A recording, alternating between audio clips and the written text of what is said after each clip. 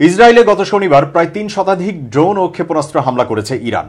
এই হামলা ঠেকাতে বেশ বেগ পেতে হয়েছে তেল আবিবের, খরচ হয়েছে বিলিয়ন ডলার। এবার জানা গেল ওই হামলায় 450 কেজি ওজনেরও ক্ষেপণাস্ত্র ব্যবহার করেছিল ইরান। এ বিষয়ে ইসরায়েলের গণমাধ্যম চ্যানেল 12 একটি ভিডিও প্রকাশ করেছে। এতে 450 কেজি ওজনের একটি ইরানি ব্যালিস্টিক ক্ষেপণাস্ত্র দেখা গেছে। মৃত সাগর থেকে উদ্ধার করা হয়েছে এটি। ধারণা করা হচ্ছে ইসরায়েলে হামলার সময় এটি মৃত সাগরে পড়েছে।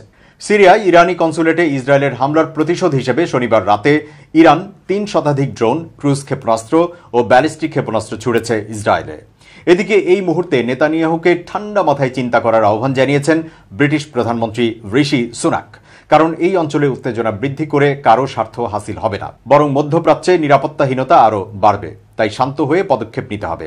ইরানের এই হামলার জবাব দেওয়ার প্রতিশ্রুতি দিয়েছে ইসরায়েল। তবে কবে নাগাদ হামলা হতে পারে তা এখনো জানা যায়নি।